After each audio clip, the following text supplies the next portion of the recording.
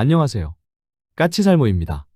이번에 드디어 폴란드와의 흑표 전차 3차 이행 계약 소식이 나와서 오늘은 그 이야기를 해볼까 합니다. 여러분도 알겠지만 지금 우리는 폴란드와 흑표 전차 수출에 대한 2차 이행 계약을 진행 중이고 이미 그 초도 물량이 계획되어 있는 일정보다 반년 빨리 이번 달 안에 출하할 거라고 하는데요.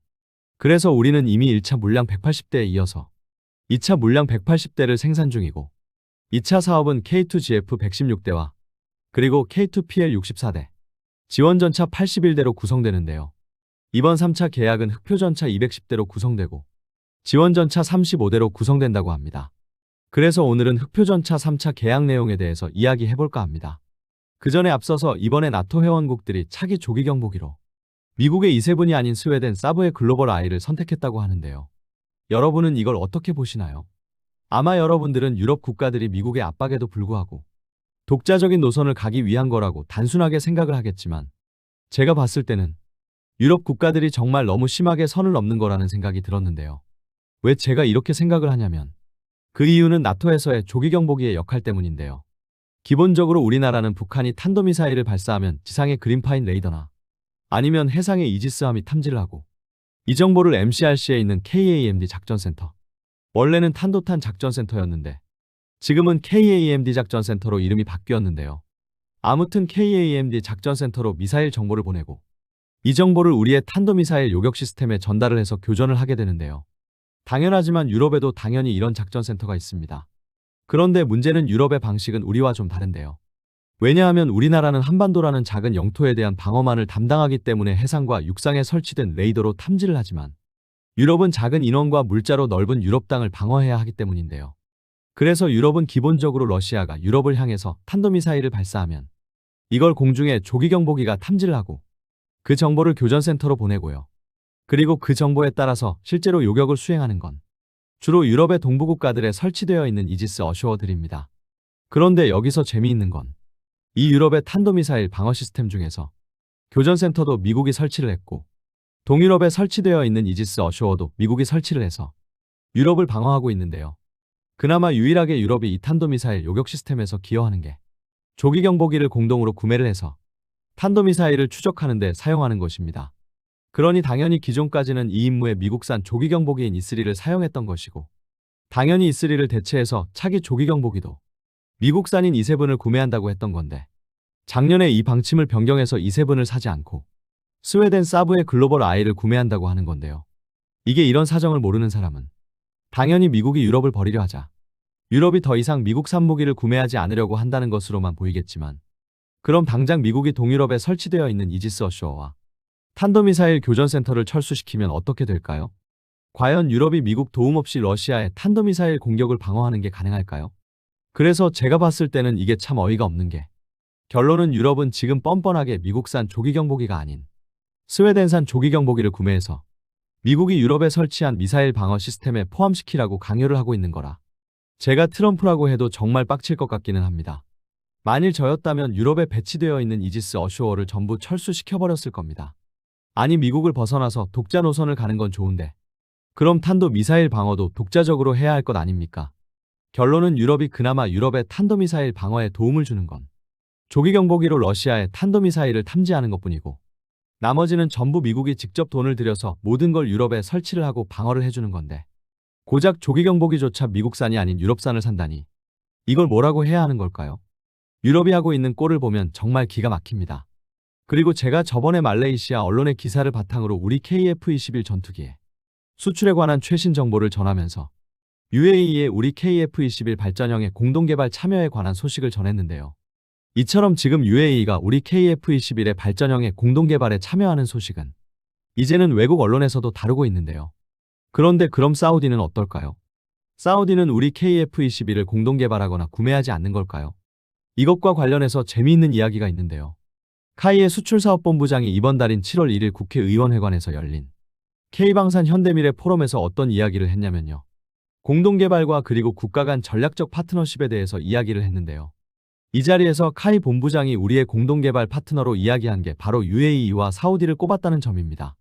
그래서 카이 수출사업본부장이 이런 이야기를 하고 있는 것으로 봐서는 분명 UAE뿐만 아니라 사우디와도 우리 KF-21 블록3의 공동개발에 관해서 협의하고 있는 게 분명한데 정말 사우디에 대한 정보는 너무 알려진 게 없네요. 사우디가 이번 사업에 얼마의 규모를 어떤 식으로 참여를 하려고 하는지 저도 정말 궁금합니다. 분명한 건 당연하지만 우리 KF-21 블록3의 공동개발국은 한나라여서는 안 된다는 점이고 만일 공동개발국이 한나라이게 되면 저번에 인도네시아처럼 그 나라가 행패를 부리면 막을 길이 없기 때문에 최소한 두 나라는 공동개발에 참여시켜야 하는 건 당연하고 그 강력한 후보로는 역시 UAE와 사우디이고 UAE는 어느 정도 요구 조건 등이나 사업 규모 등이 윤곽을 드러내고 있는데 정말 사우디는 베일에 쌓여 있는 것 같습니다. 그래서 사우디가 우리 KF-21의 공동개발에 어떤 식으로 참여를 할 건지는 좀 더 지켜봐야 할 것 같습니다. 그리고 또 제가 필리핀이 우리 KF-21을 구매하기 위해서 조만간 계약을 체결할 거라고 이야기하니 몇몇 분들이 과연 필리핀이 미티어 공대공 미사일의 가격을 감당할 수 있겠냐는 이야기를 하셨는데요. 이것과 관련해서 지금 LIG에서 재미있는 이야기가 나오고 있는데요. 아직은 방산업계의 소문에 불과하고 LIG 측에서는 공식적으로 내놓은 입장이 없기 때문에 확정적으로 말을 못하는데요. 조만간 재미있는 이야기가 나올 겁니다. 아마 저의 예상으로는 우리의 장거리 공대공 미사일 개발 사업에서 LIG가 탈락을 하면 그때부터 본격적으로 이 방안을 진행시킬 거라고 예상을 하는데요. 무슨 이야기냐면 지금 우리는 조만간 KF-21을 위한 장거리 공대공 미사일 개발 사업을 시작할 것이고 이 사업에는 한화와 그리고 LIG, 현대로템 연합이 경쟁을 하고 있는데요. 분명한 건 지금 시점에서는 이 사업은 장거리 공대공 미사일의 선행 개발을 하고 있는 한화가 선정될 가능성이 더 높습니다. 그런데 아직은 LIG도 이 사업에 도전을 하고 있고 만일 LIG가 이 사업에 탈락을 하게 되면 일종의 예비안으로 LIG가 계획하고 있는 게 한 가지가 있습니다. 그게 무엇이냐면 바로 해공 함대공 미사일을 기반으로 하는 염가형 공대공 미사일의 개발인데요. 아마 LIG는 장거리 공대공 미사일 사업에서 탈락을 하면 자체 비용으로 해공을 바탕으로 공대공 미사일을 개발할 것이며 한화가 개발하는 장거리 공대공 미사일보다 더 빨리 중거리급 공대공 미사일을 개발해서 시장을 선점하려 할 것입니다. 그리고 아마 그 대상은 우선은 우리 한국 공군보다는 주로 우리로부터 KF-21을 구매하는 국가들이 될 것입니다. 그래서 이하는 LIG가 우리의 장거리 공대공 미사일 사업에서 탈락을 하면 구체화될 거라 좀 더 시간을 두고 지켜봐야 할 것입니다. 아마 장거리 공대공 미사일 사업에 LIG가 선택되면 LIG는 장거리 공대공 미사일의 개발에 집중하기 위해서 이 안을 폐기할 거라고 보지만 지금은 이 사업은 한화가 될 가능성이 더 높기 때문에 LIG가 탈락을 하고 나면 구체화될 거라고 봅니다. 다만 이 이야기는 아직까지는 방산업계에서 떠도는 이야기에 불과하고 그러니 이 문제는 시간을 두고 LIG가 장거리 공대공 미사일 사업에 탈락을 했을 때 어떤 행보를 할 건지를 지켜볼 필요가 있습니다. 그리고 한때 태국의 호위함 사업에서 우리 한화오션이 선정되었다는 소식이 나오기도 했는데요. 그 사실은 지금 태국 정부에서 부인을 했고 여전히 이 사업은 경합 중이라고 하는데요. 분명 기존에 나왔던 소식은 잘못된 소식이기는 한데 그래도 여전히 이번 사업에는 한화오션이 선정될 가능성이 가장 높다고 하네요. 아마 조만간 정식 발표가 있을 것 같기는 합니다. 그리고 얼마 전에 말레이시아에서 노르웨이의 NSM 대한미사일을 도입하기로 하고 계약까지 체결했는데 노르웨이에서 이 계약을 일방적으로 파기했다는 소식이 있었는데요. 그래서 지금 말레이시아는 NSM 대한미사일을 대신할 새로운 대한미사일을 도입하는 사업을 하고 있는데요. 지금 이 사업에는 세 가지 대한미사일이 경합을 벌이고 있다고 합니다. 그 후보는 우리나라의 해성 대한미사일과 터키의 아토마카 대한미사일, 그리고 또 하나는 프랑스의 엑소세라고 하는데요. 터키의 아토마카는 이미 말레이시아의 다른 함선에 탑재되기로 결정되었기 때문에 무기 호환성이 유리하고 또 가격이 저렴하다는 게 장점이라고 하고요. 프랑스는 말레이시아에 전투정보 시스템을 공급하고 있기 때문에 시스템과의 호환성이 가장 좋다고 합니다. 대신 가격은 가장 비싸다고 하고요. 우리나라의 해성은 이미 충분히 입증된 신뢰성과 기술 이전에 유연한 태도로 임하고 있다고 하는데요. 아무튼 무엇이 선정되었든 말레이시아는 노르웨이로부터 정말 단단히 뒤통수를 맞은 건데요. 이미 말레이시아는 노르웨이에 대금 일부를 지급했고 그리고 함선도 올해 전투 배치가 된다고 하는데 아무리 사업을 빨리 진행시켜도 다른 대한미사일이 12월 전에 도입될 수는 없고 그래서 말레이시아의 신형 함선은 당분간은 대한미사일 없이 작전에 임해야 한다고 하네요. 당연히 그래서 말레이시아는 노르웨이에 기존에 이미 납부한 대금 상환과 그리고 계약 취소로 입은 피해에 대한 손해배상을 청구하는 법적 대응을 준비 중이라고 합니다. 그럼 이런 이야기는 여기까지 하고 다시 흑표 전차의 3차 이행계약 이야기로 넘어와서 여러분도 알겠지만 우리나라는 지금 폴란드와의 흑표 전차 180대의 납품을 끝내고 지금은 2차 계약 물량을 생산 중인데요. 그 중에 28대가 이번 달 안에 출하를 앞두고 있다고 하고 올해 안에 총 58대를 납품해서 계획된 일정보다 사업을 반년 앞당긴다고 하는데요. 그리고 폴란드 정부에서는 정권이 바뀌었지만 흑표 전차를 원래 계획대로 1000대를 도입하는 건 변함이 없다는 뜻을 밝히기도 했습니다. 실은 지금 미국에서도 최근에 폴란드의 M1 전차의 MRO 시설을 구축했고 또 350대인가 M1 전차의 추가 구매를 요청하기도 했습니다. 그래서 혹시 폴란드가 미국의 M1 전차를 추가 구매하고 그 대신 우리 흑표 전차의 도입 수량을 줄이는 것 아닌가 하는 예상도 있었지만 폴란드 측에서는 여전히 우리 흑표 전차를 1000대를 도입하겠다고 하는데요. 그리고 폴란드가 흑표 전차를 1000대를 도입하기 위해서 총 6차례의 실행 계약을 체결할 거라고 합니다. 그리고 이번에 미국의 유력 군사 전문지인 1945에서 3차 실행 계약에 대한 내용이 나왔는데요. 현재 우리가 진행하고 있는 2차 실행 계약은 2026년부터 2030년까지 실행하기로 되어 있는데요. 3차 계약은 2026년부터 2034년까지라고 하고요. 아마 저의 짐작으로는 결론은 3차 계약이 빨라진 이유는 우리 현대로템에서 흑표 전차를 조기 공급하고 있기 때문에 폴란드가 흑표 전차의 공급을 더 빨리 받고 싶어서 같고요. 그래서 2차 계약을 체결하고 바로 1년도 안 되어서 3차 계약을 준비하는 것 같습니다. 다만 문제는 일부 물량은 우리나라의 현대로템에서 생산을 하기 때문에 조기 인도가 가능하지만 폴란드의 흑표 전차 생산 공장인 부마르 와벤디 공장의 생산 능력 때문에 계약 기간이 2034년까지 체결되는 것으로 보입니다.